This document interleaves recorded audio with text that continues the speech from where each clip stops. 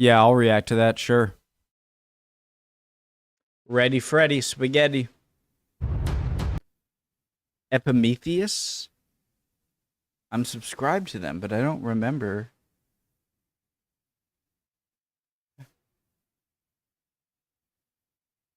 I thought I had to sneeze. Preemptive like. History of Romania explained in 10 minutes. Let's go. Hello, Romania, or anyone else who's learning with me. Help me learn. Let's go. Ready.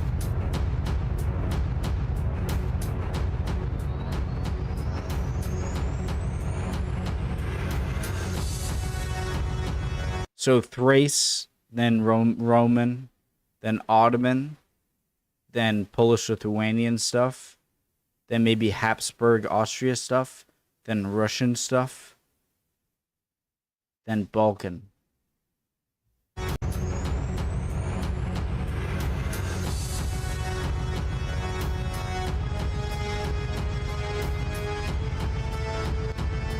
Romania, a nation of 20 million people, is located on the western shore of the Black Sea coast, north of the Danube River, and is dominated by the vast Carpathian mountain range. Romanians speak a Latin-based language, related to modern-day Spanish, Italian, Portuguese, and French. This area was inhabited by many prehistoric cultures. Which makes me think how this Latin language country was separated by Slavic languages. Like, why didn't the Slavic language people enter into Romania and make it Slavic as well? And you're closest to Italy. Confusing. I'd like to learn why. Romanians speak a Latin-based language, related to modern-day Spanish, Italian, Portuguese, and French.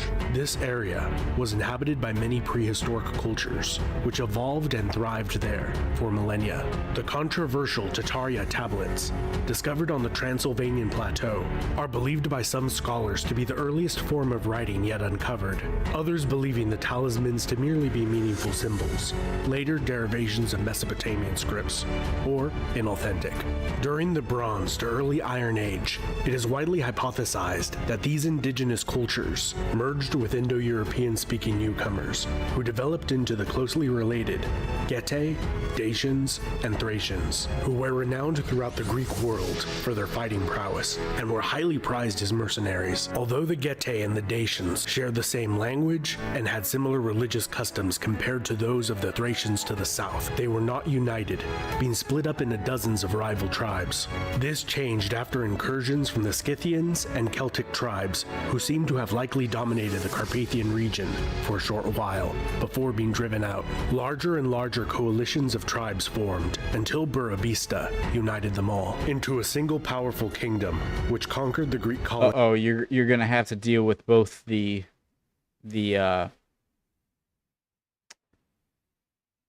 not just the Mongols, but what were their names? The Visigoths? No, the Huns. Colonies along the Black Sea coast into a single powerful kingdom, which conquered the Greek colonies along the Black Sea coast. During the Roman Civil War, Burebista allied with Pompey Magnus against the victorious Julius Caesar, who planned a campaign against this large threatening state on its northern border. This war would never come to pass, as Caesar and then Burebista both fell prey to the assassin's dagger in the same year. As with the Roman senators, the Dacian aristocracy feared their traditional privileges were threatened by a powerful autocrat consolidating too much power. For several generations, Dacia would fragment into 4 and then 5 different kingdoms, based on shifting tribal alliances. Dacia would once again become a threat to Rome when united under Decebalus. During the particularly inept reign of the Emperor Domitian, the Dacians successfully invaded the Roman province of Moesia. During the ensuing war, the Romans beat back the Dacians across the Danube, only to suffer a disastrous defeat while pursuing them, and agreed to a humiliating treaty where Rome paid Dacia 8 million sesterces every year. In return, Dacia accepted the status of being a Roman client kingdom. It's so hard for me to, I'm sure it's hard for even historians in this area to understand what that means to today's money, how valuable that is. I'm sure it's very valuable, But I would really like to know just how much that is to them. After every year, agreed to a humiliating treaty where Rome paid Dacia 8 million sesterces every year. In return, Dacia accepted the status of being a Roman client kingdom. After a few years of respite, the Roman Emperor Trajan would wage 2 wars against Decebalus. During these wars, the Dacians often used shock troops, armed with 2-handed swords that were so effective at piercing Roman helmets that they were modified with a pair of crossbars over the dome of the helmet to mitigate the damage from this weapon. However, the full might of the Roman Empire, combined with a competent emperor focused on Dacia, was too much. Decebalus took his own life while being mitigate the damage from this weapon. However, the full might of the Roman Empire, combined with a competent emperor focused on Dacia, was too much. Decebalus took his own life while being pursued, rather than being captured and paraded through the streets of Rome, ending the decades-long Dacian threat. Tens of thousands of Dacians were enslaved and taken to other parts of the empire, while the new Roman province was heavily colonized, especially with Roman military veterans, as had been done with Spain generations before. Although the Dacian heartland had been taken, there were free Dacians on the outskirts of the province, allied with Sarmatian and other northern tribes, that raided and attempted to retake the province for decades. This vulnerable province was the focus of intense Latinization.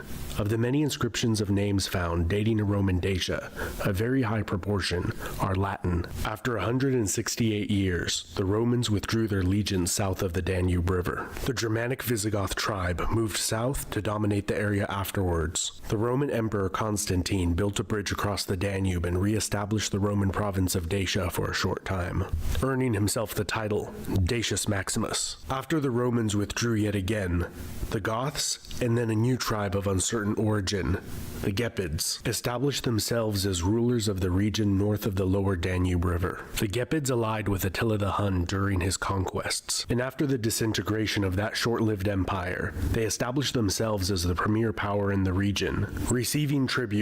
I'm no expert, but I do see the Huns invasion as a giant catalyst to the eventual real split of East and Western Rome and eventual fall of Rome. Is that I'm going to tie this to Metternichian foreign policy.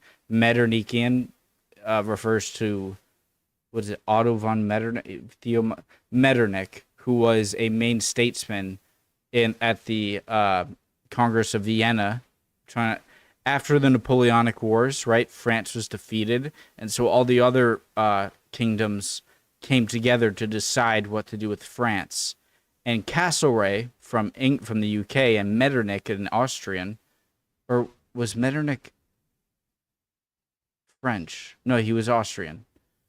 Knew that even if you defeat this mortal enemy, you can't let them get too weak, because then outside forces who might be stronger could take advantage of that land and then pose a threat to you.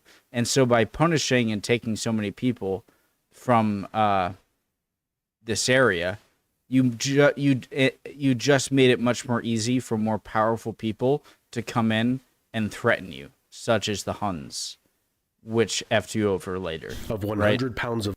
I'm no expert. I'm still learning, guys. I love history, but I'm no expert.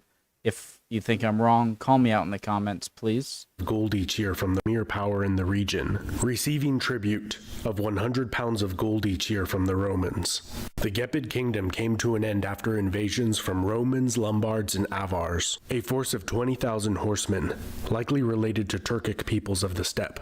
Initially allied with the Eastern Romans, they then terrorized the empire, taking over 200,000 captives. They were allied with migrating tribes of Slavs and Bulgars, who intermingled with and gradually replaced the Avars in a more established state. And so this is the start of where you get the Slavicization of the Balkans, where the Slavs become a major ethnic group in the Balkans. Hundreds of years mingled with and gradually replaced the Avars in a more established state. For hundreds of years, the First Bulgarian Empire came to dominate the entire region. The Bulgars were a longtime enemy and occasional ally of the Byzantine Eastern until Romans. Basil II. Beginning in the late 9th century, the semi-nomadic Magyars conquered the Carpathian Basin and Transylvanian Plateau. The Bulgarian Empire collapsed soon afterwards due to attacks from both the Kievan Rus and then the Byzantine Romans. under Basil II, nicknamed the Bulgar Slayer. Roman Empire. During this time, the Latin-speaking Vlachs, as the Greek-speaking Eastern Romans referred to them as, gained greater autonomy within and on the fringes of the Kingdom of Hungary. Oh, this could answer my question, guys. During this time, the Latins Kievan Rus and then the Byzantine Roman Empire. During this time, the Latin-speaking Vlachs, as the Greek-speaking Eastern Romans referred to them as, gained greater autonomy within and on the fringes of the Kingdom of Hungary. In the mid-13th century, the Mongol Empire devastated the kingdoms and principalities of Eastern Europe. After the Mongols withdrew, 3 Latin-speaking states formed: Transylvania, Moldavia. Thank you, Lord. Thank you, Lord. I have been trying to figure this out forever, and this just answered it. Like, please, like, I love you. Like again. And Wallachia. Transylvania was a semi-independent vassal of the Kingdom of Hungary, as was Moldavia, although it maintained a much higher degree of autonomy. Is that where the term country Moldova comes from? Given its more remote location. In 1330, Wallachia defeated a much larger Hungarian army, establishing itself as a fully independent state. This independence would last for less than 100 years. Wallachia allied with Hungary against an even greater foe, the Ottoman Turks, and after repeated campaigns, they became an Ottoman vassal in 1417, paying a large yearly tribute in exchange for retaining independent rule. During the turbulent time that followed in Wallachia, they fought against themselves as often as they rebelled against the Turks, which was often, usually triggered by failure to pay the yearly tribute, most notably under Vlad Tepes, also known as Vlad the Impaler or Vlad Dracula. He became renowned throughout Europe, not only for the devastating defeats he dealt the Ottoman Empire, but also for his legendary cruelty, which hundreds of years later would inspire the fictional character Dracula. During the long reign of Vlad's contemporary, Stefan the Great of Moldavia, that state reached the height of its power, influence, and independence. One of the greatest military commanders of his day, he won 48 of 50 battles and defeated larger armies of Polish, Ottoman, and Hungarians. However, after his death, Moldavia, as well as Wallachia, Transylvania, and Hungary, fell under increased Ottoman influence and control. However, the relationship between the Ottoman Empire and these client states was extremely complex and frequently changed. Often near complete autonomy was granted in exchange for tribute payments of gold and men to fill the ranks of the Ottoman army. During the reign of Michael the Brave, a large unified, fully independent native state was established on both sides of the I don't think I've heard of him. Carpathian. A large unified, fully independent native state was established on both sides of the Carpathian Mountains for the first time since Decebalus had ruled Dacia. This state was short-lived, as Michael the Brave was assassinated, and the Ottomans gained control again a few years later. Hungary regained its lost territory, and Transylvania once again became a Hungarian vassal state. The Russian and Ottoman empires fought many wars, often in such an easily guarded border with the I'm not sure if these are the Carpathians. I think up here are the Carpathians. Maybe these are like the lower Carpathians? Involving Hungarian vassal state. The Russian and Ottoman empires fought many wars often involving this region. The early 19th century saw a brief period of Russian control of Wallachia and Moldavia, and a series of uprisings and rebellions against the Russian, Austro-Hungarian, and Ottoman rule, as nationalist sentiment continually grew. With the goal of uniting all Romanian-speaking people, Wallachia and Moldavia unified, and obtained their liberty from the Ottoman Empire after the Romanian War of Independence with Russian support, establishing the Kingdom of Romania in 1881. With the outbreak King Carl the First of Romania.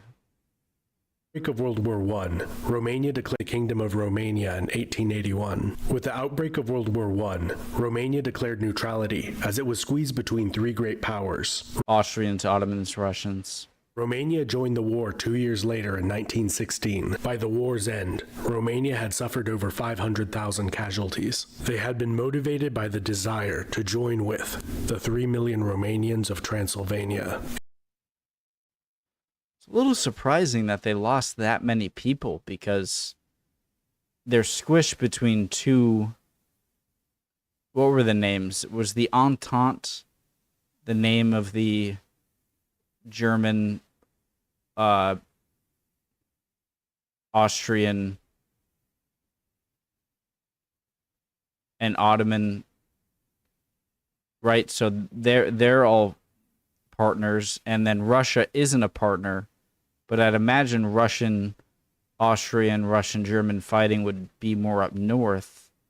So I'm surprised that many casualties. By the desire I guess if Russia is attacking Austria through here, there would be a lot. Join with the 3 million Romanians of Transylvania. In the treaties following the war and the collapse of the Austro-Hungarian Empire, this goal was accomplished, creating Greater Romania during the interwar period. During World War II, Romania again had little desire to join the war, including relinquishing large portions of territory. Until under threat of invasion by the USSR, Romania joined the Allied cause. After the war, the Socialist Republic of Romania was established, with the Communist Party forcing the king to abdicate the throne and abolish the monarchy. Wait, what? Joined the Allied territory, until under threat of invasion by the USSR. World War II, Romania again had little desire to join the war, including relinquishing large portions of territory, until under threat of invasion by the USSR. I thought the Romanians had joined the Germans in Operation Barbarossa, invading the Soviets. Not to say that this isn't true, the Soviets probably threatened them. But I didn't think it was from neutrality to, oh no, the Russians are going to take us. I thought Romanians were more involved in Operation Barbarossa. I could be wrong. Romania joined the Allied cause. After the war, the Socialist Republic of Romania was established, with the Communist Party forcing the king to abdicate the throne. Sorry if I'm wrong there, guys. Call me out. Tell me I'm stupid. The Republic of Romania was established, with the Communist Party forcing the king to abdicate the throne and abolish the monarchy. For 24 years, Nicolae Ceausescu governed the state, maintaining close ties with the Soviet Union until the Romanian Revolution of 1989, which led to his capture and execution. In 1991, a new constitution was drafted with a free market economy, establishing the modern state of Romania. In 2004, Romania joined the European Union. In recent times, there has been a movement for reunification with Moldova, which, unlike Romania, had been part of the USSR. And a big shout out to Cosmin, who has been patiently